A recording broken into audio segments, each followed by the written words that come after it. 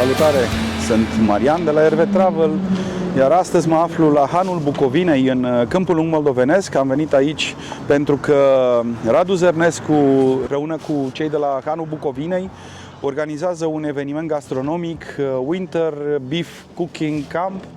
Este vorba de un eveniment gastronomic de excepție. Trebuia să fiu și eu aici să văd despre ce este vorba. După cum știți, foarte mulți dintre voi, eu călătoresc cu camperul. Camperul meu este acolo undeva în spatele acelei dube. Încă lumea se pregătește pe aici pentru eveniment. O să vedem cum va fi. Este destul de friguț afară, dar focurile au pornit și mergem să bem o cafea întâi. În principiu, unde se aude muzică, ar trebui să găsești și o cafea. Bună dimineața! Nu găsim o cafea. Facem cafea? Păi unde e muzică e și cafea. Uite că deocamdată cana e goală. Hai să facem ceva. 5 ani, la mulți ani. Bravo. 5 ani, da, anul ăsta, 5 ani. Bravo, la mulți ani. Ceva. Sigur, sigur. Hai că vorbim mai încolo. Bagăm card. Bă, de bani picioare, riscă. Așa m-am gândit și eu. Cât e ceasul? Ia să vedem. 8:45, 9 fără un sfert. Se pregătește smokerul.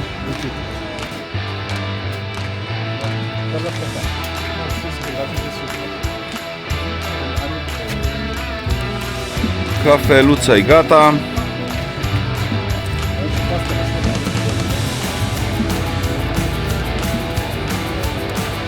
Aici se gătește micul dejun.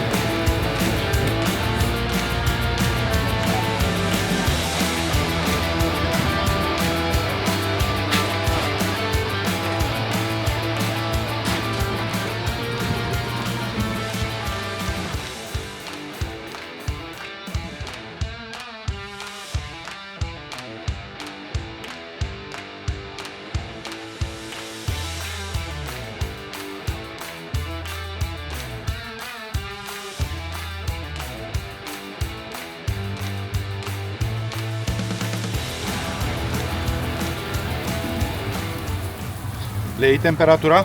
Da, La cât trebuie să ajungă? trebuie să fie 65 spre 70. Și cât au acum? 60. Cam Nu știu cât e ceasul, dar ăsta în principiu se duce la peste 8 ore. Panci. Puletiv trebuie să aibă foarte mult timp de cocere. Și văd că toată grăsimea se scurge acolo? Sau ce este acolo jos? Aia e vată de hidratare, ajută mult la să hidrateze carnea pentru fibră și de regulă este vin cu apă. Chiar dacă e frig afară, ne încălzim de la focuri, de la smocere. Important este să ne simțim bine. Aici se pregătesc niște sticluțe. Sosurile făcute de noi. Ce sunt astea aici? Sosurile făcute de noi. Credeam că e țuică. Țuică n-am făcut încă. Ar fi cazul să vă apucați și de țuică. Ne gândim și la asta. De ce nu? Afumată, nu? Clar.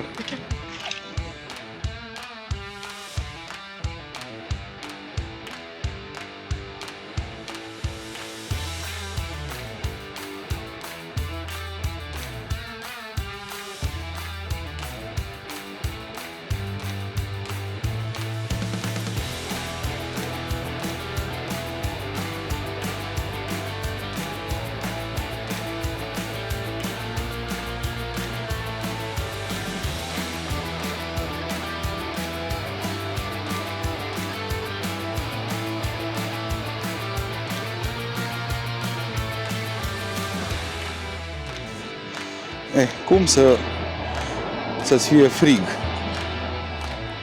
cu asemenea căldură?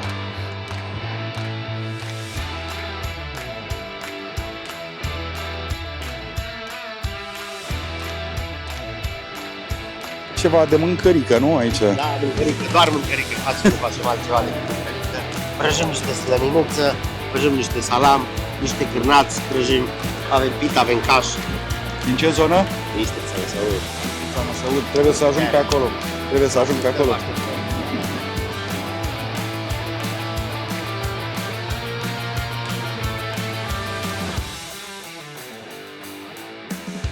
Ceafă de vită. Asta e producție nouă, nu?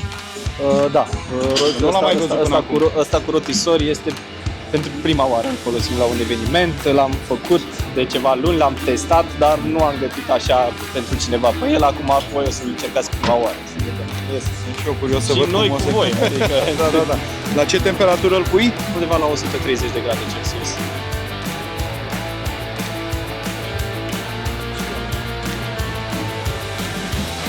Un produs nou de la Smocă Reală.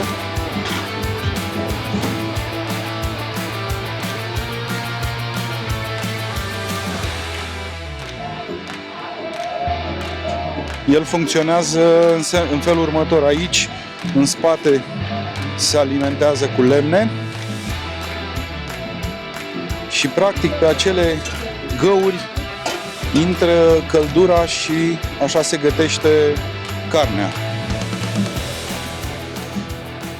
Cum reușești să ții controlul temperaturii? E foarte greu să-ți explic. În experiență și în funcție de cum văd eu că ard lemnele în ziua aia, că totul contează și de vreme și de presiune atmosferică, umezeală din aer și toate lucrurile astea, în funcție de chestia asta, văd cum arde focul la început și știu la cât timp să-l alimentez. Dacă îi adaug niște jar deja, îi trebuie să aibă patul de jar făcut și știu, un lemn, două lemne și văd temperatura pe partea aia. Da. Și aici știu, mai adaug un lemn pentru că Am să ardă înțeles. în următoarele Deci până 15 minute. la urmă este vorba de experiență. Experiență 100%. Orice smoker e diferit. Unul dintre lucrurile importante și esențiale la un eveniment este dozatorul de bere. bere. Păi Da. evenimentul ăsta e și pentru noi Clar. și m-am gândit că e bine să avem o cafea și o bere rece. Chit că afară e rece. Uite așa, Deci așa se face. noroc. Ce bere e asta? Este un Baja Lager de la Anagram, o berărie artizanală din București și împărțim în aceeași terasă. Pe vara, acolo avem unde sunt smoker de bucătări, avem terasă acolo. Și ne-au răsfațat cu niște bere la eveniment.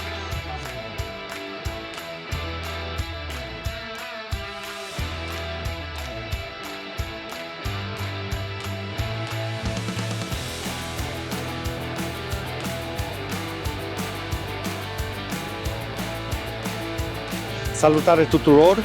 Aici avem un piept de vită de la Turma, condimentat. O să-l facem la rotisor. Va fi gata undeva în 5-6 ore. Este o piesă deosebită, care va fi foarte crocantă în exterior, iar pe interior va fi juicy. O punem frumos la un rotisor electric, care este foarte șmecher și igienic. Și vă așteptăm aici la Hanul Bucovinei pentru o degustare de carne premium. Undeva peste 5-6 ore o să începem să scoatem toată piesa și o să feliem, o să fie o delicatesă pe care nu o poți consuma întotdeauna. Mulțumim celor de la Turma că ne-au făcut o asemenea piesă deosebită. Și 5 în acest minunat loc, la Hanul Bucovina, în Câmpul Lung moldovenesc. Salutați-l pe Radu Zărnescu! Vă salutăm și noi și bine ați venit la a patra ediție a manifestării Winter Beef Cooking Camp. Tabăra de iarnă pentru cei care iubesc să gătească și să deguste carnea de vită. Așa că mă tratez, tocmai de-aia am venit. Haideți, așa încetul cu încetul să facem cunoștință cu cei care au pus umărul la această minunată creație culinară. Aplauze pentru Hanul Bucovinei, cei care ne găzduiesc atât de frumos. Ne putem chiar numi ca organizatori. Ok, Food Nova, partener principal, Meckler Hospitality, Torc, Turma, Cricova, Samcom As și 7 spice, de unde și numele. Am zis să luăm așa mai repede, pentru că e friguț, e ventolat afară și tot băgăm trotil ca să ne încălzim și până de seară o să testăm cât de bine putem să pronunțăm apă minerală. Acum ne-a ieșit, să vezi cum o să fie minerală mai târziu, știi? Cu puțină vită, cu puțină mâncare, cu Băutură fină, cu prieteni, cu oameni frumoși. Stăm la foc, Exact așa. vom mânca carne de vită, multe calorii, ne vom încălzi. Perfect. Pentru că să nu uităm, subiectul acestui eveniment este carnea de vită. Bine, vom avea și niște surprize, cum este mielul, oaia, care se îmbină la evenimente de genul acesta. Am selectat pe cei mai buni care știu să gătească carnea de vită și, bineînțeles, fiecare va face diverse rețete din carnea de vită. Treptat, în cursul zilei de azi și inclusiv ziua de mâine, vom avea degustări. Din momentul în care începem degustările, cam din 20 în 20 de minute, sau să zic maxim de jumătate de oră, vom avea câte un produs pentru voi. Ce avem aici? Cea mai bună calitate, niște sărmăluțe de vită cu tomahawk, un steak de video. Deci astea sunt sarmale cu tomahawk. Și ce mâncăm până la urmă? Tomahawk-ul sau sărmăluțele? Ce ne-a ajutat bunul Dumnezeu și Maica Sfântă? Wow, cum arată! Chiar că e... De bogăție. E un pic pe bogăție, pe aroganță.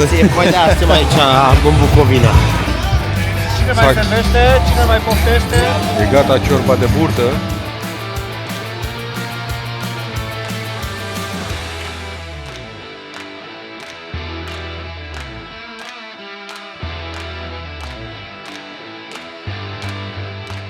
Ce este criseco ăsta? Prosecco este un sfumat pe care îl putem asemăna cu Prosecco. Este făcut în aceeași metodă prin care se face aceeași metodă de vinificație și anume metoda Charmat. Este o metodă italiană, doar că este din fetească albă, nu din glere. De aceea scrie Criseco pe el. Cricova Criseco, ați înțeles asocierea. Da, da, da, mulțumesc. George, dacă vrei să pui stațiunile, vom educate. Ce avem aici? Avem ceapă, coaste de vită. Astea sunt coaste de vită. Coaste de Și vită. cu cele... Cu ceapă caramelizată, sare neagră, SPG, sos barbecue și diferite sosuri de sos de dulceață de ardei iute, dulceață de morcov, sos dragon, un sos japonez foarte iute. Înțeleg că e gata. Nu-i gata, dar asta de degustare se poate. E cât de cât impecabil. E cât de cât impecabil, dacă vedeți. Este o piesă extrem de dificilă. Uite-te cât ce culoare are. Și ce gust, aromă. Haideți, te rog. Și ăsta e făcut la electrică, am înțeles. Da, este o metodă foarte igienică și făcut la electric.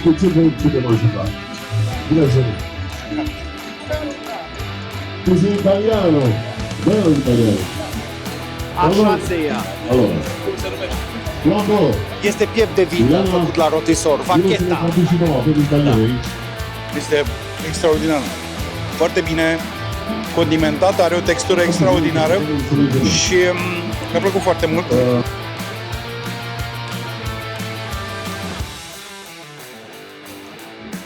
Unde e maceta aia mare? E pe acolo, pe la Zărnescu. La Zărnescu. Bună ziua! Bine ați venit! Sunteți unul din, să zic așa, organizatori, nu? Din ucenicii de pe aici. Da, da, da. Doamna Estrada. Faceți Doamna de mult timp Estrada. treaba asta? Aveți de mult timp locația? 2 ani de zile. De 2 ani de zile. Prima oară când ajung în zona asta. Ne bucurăm să ne fiți alături. E fain. Faci o zonă foarte frumoasă aici cu dealurile astea. Mulțumim! E fain.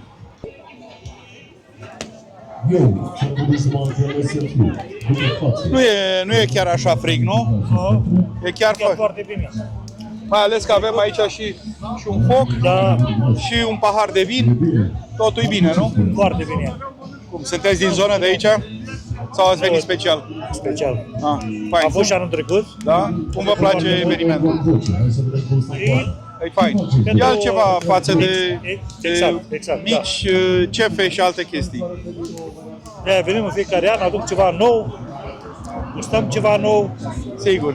suntem și noi în domeniu, lucrăm, Foarte bine. mai fărăm o idee, mai... Păi așa și trebuie, până la urmă. Da. Sănătate și petrecere frumoasă. Ce avem aici? puteți observa niște piese din berbecuț.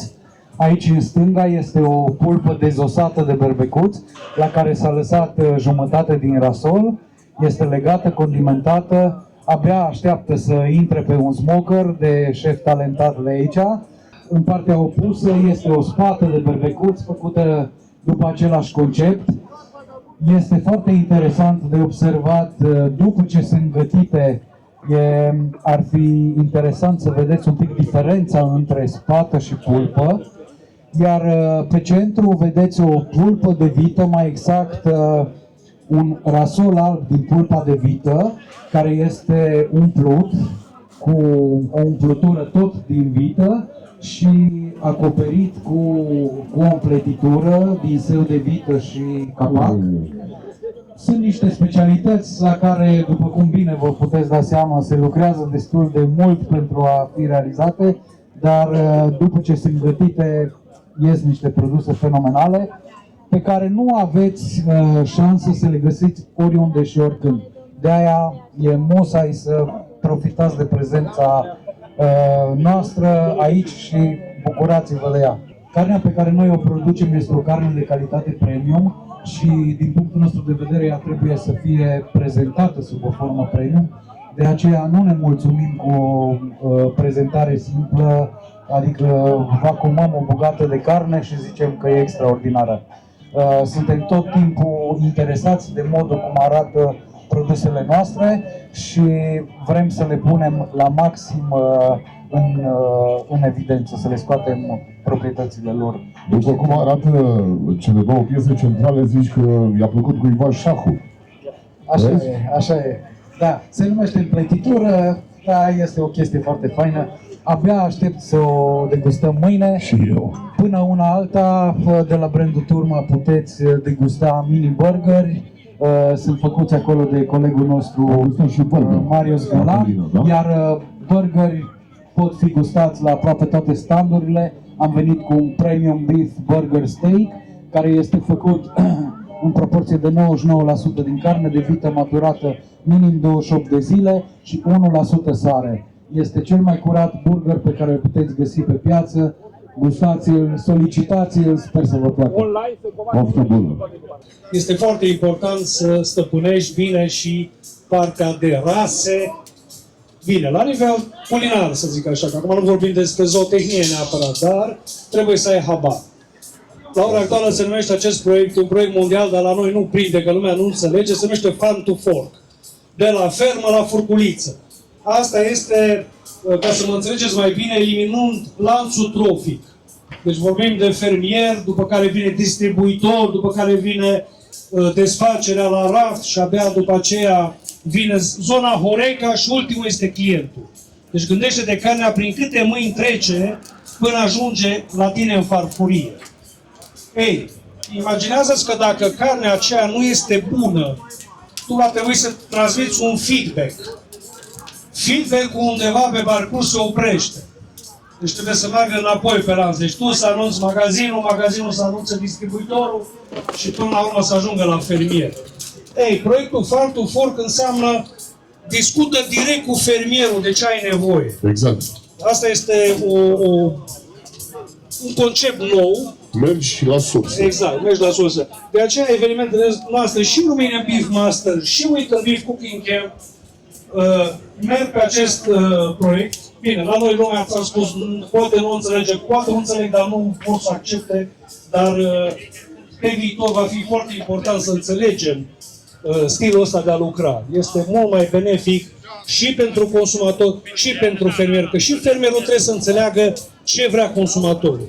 Clar. Nu ce vrea magazinul, nu ce vrea distribuitorul, nu ce vrea Horecarul, mare atenție, ce vrea clientul, consumatorul final. Tocmai ne-am mulțumit, vă mulțumim și Turma, cei care livrează cu achitatorii. Uite, de exemplu, cu Funova poți discuta cu Turma, bineînțeles că poți discuta și cu Salcomul direct. Deja și mediul ăsta al crescătorilor sau, hai să o luăm așa, a procesatorilor, deja este interesat să culeagă feedback-ul direct de la client. Hai să te întreb altceva, ca profesionist. Da? Sincer. Ai gustat tot ce înseamnă vită în lumea asta. România cam de unde s-ar plasa așa, ca și gust? Lăsăm deoparte statistici, lăsăm deoparte tot ce înseamnă reclamă. Știm că e vita de Argentina care e celebră, știm că e vită de Noua Zeelandă, e de Uruguay, e de Australia, e de unde fi. România, unde e ca și gust? Ei, aici e un punct foarte interesant. Gustul la animal se începe de la mineralele din sol. Mineralele din sol se transmit în plante, planta ajunge în animal, animalul când consumă planta respectivă sau, mă rog, ce-o fi cereale, gustul, aromele, toată consistența ei se transmite în carne. Deci discutăm foarte mult de sol, de loc unde este crescut animalul, bineînțeles contează și rasa animalului, contează felul de a crește acel animal, fără stres, fără probleme, fără prea multă medicamentație și atunci putem să ne calculăm, să spunem așa, să scoatem în evidență, dom'le, cât suntem noi de buni. La nivel de sol și de cereale noi stăm foarte bine. Și la producție de vită. Numai că, din păcate, la noi încă este exportul mai mare de carne de vită decât consumul intern. Și asta din cauza înțelegerii produsului, a ceea ce înseamnă vita în general. Măi, eu să știi că mă bucur că în ultimii 10 ani la noi a început să crească consumul, pentru că lumea a început să guste, a început să testeze, au mai fost prin concedii, prin străinătate, au mai mâncat într-un steakhouse pe afară, au venit, au început să aibă pretenții și la noi. Asta este foarte bine. Clientul să aibă pretenții.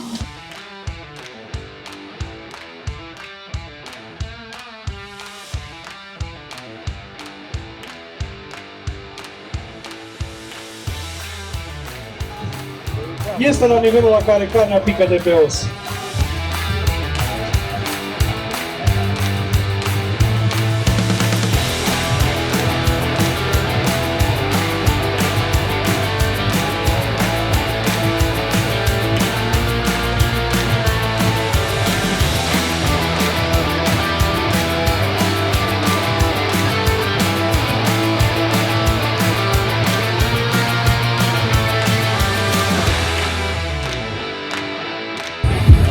De unde e pita asta? De la Bistrița. Din Bistrița, nu? Da, nu-i făcută de noi, e la parteneri de-a noștri. Da. Arată foarte bine și bănuiesc că e și foarte gustoasă. Puteți să gustați dacă doriți. Vin un pic mai încolo să degusti. Burgerii. Uitați. Pita adevărată. Da. Din Texas, dar de unde? Texas Valutești. Texas Valutești, am înțeles. Și așa că evenimentele astea aduc împreună două categorii, aduc și pe cei care produc sau procesează carne și aduc într-un final clientul care are ceva de zis. De multe ori chiar te poți orienta după el ca să scoți producție sau produse mai bune, mai de calitate. De fapt te formezi după piață. Ai punctat foarte bine. Ideea asta de a uni partea de producție cu specialiștii de grill și barbecue a avut un eveniment pe zona de business, cred că acum vreo 10 ani, și am invitat partea de Horeca, unul dintre cei mai mari jucători din Horeca, ne-a spus atunci, ne-a spus nouă ca industrie, ne-a spus, dom'le, voi ce ne dați ca piese, noi aia punem pe masă la consumator. Și atunci am spus, dom'le, trebuie să facem niște evenimente, să intrăm noi ca specialiști pe piața de B2C, să facem niște evenimente pentru consumator ca să educăm piața. Consumatorul s-a educat. Ce avem aici? Ceafă nobilă de Bistrița, făcută din ceafă de femei lămânzat, 16-20 de luni. Spectacol, maturat în crud uscat, proces de maturare 7 săptămâni, deliciu. Extraordinară. O găsiți la Turma, premiumbeef.ro. Mulțumim! Suntem clasice, aici avem aceleași trăieturi. Și acum? Ia, joacă!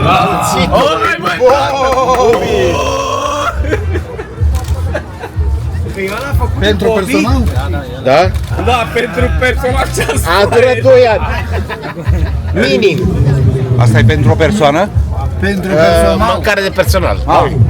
Mi-ai promis că îmi povestești, mama, asta e brisket, că el e. Nu. Nu. Mâncare de personal. Mâncare de personal? Da. Coaste de campus. Păi dacă de rapid era mai greu. Nu mai avem Acum vine și brisket. Avem personal foarte mare, să știi că toți care vor să guste Vor să se angajeze. Aici la sport. Dacă e frig, ne mai încălzim la foc. N-ați luat un pahar de vin, o țuică, ceva ca să vă încălziți. Da, e totuși frig. 12 aici. Am înțeles. Dar mâinile îngheață încă. Înțelegi ce vreau să zic?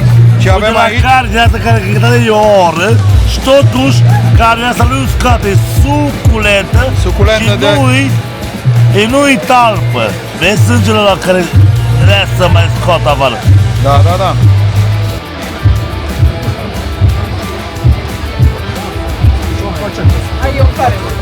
Bună! Ce faceți? Vindeți? Nu vindem, nu, că aici oferim experiență. Să vedem ce experiență avem aici, ia să vedem. Aici sunt doar side-uri. Nu, asta nu e neapărat experiența. Credeam că asta vine. Nu.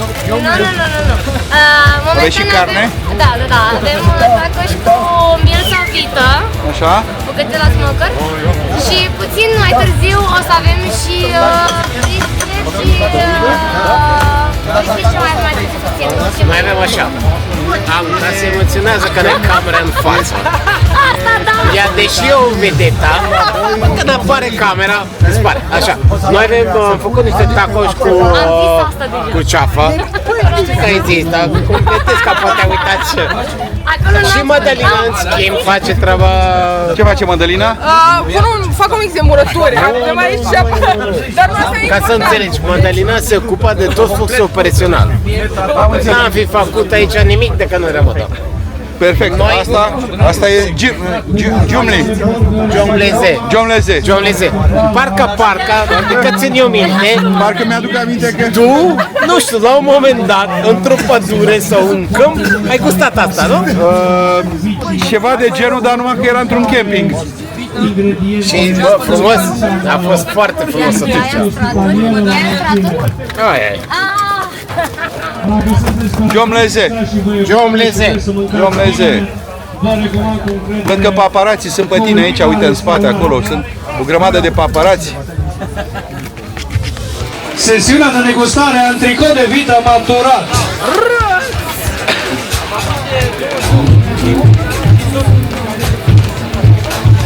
Mai devreme au fost două sosuri în spirit argentinian și un sos de trufe.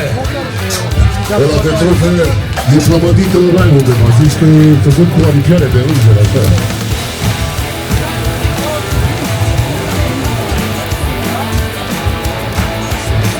Cam raiul pe pământ pe aici. Da, mai ales dacă ești gras ca mine. A venit seara și lumea s-a adunat aici în număr foarte mare. Salut, Radu! Salut! Ce faci? Cum ești? Uite, aici ne pregătim de o nouă sesiune de degustare. Vine antricotul. L-am văzut acolo. Maturat de Black Angus de România. Foarte tare.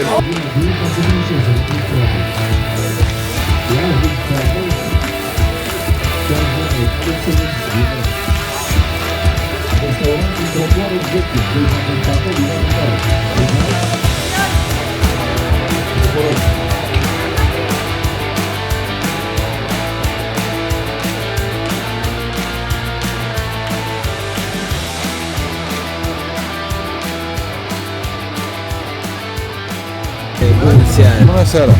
Ce avem aici? Bună seara! Wow!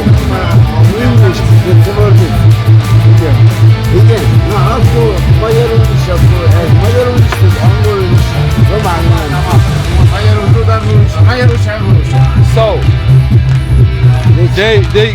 these guys prepare for tomorrow a brisket. Competition brisket.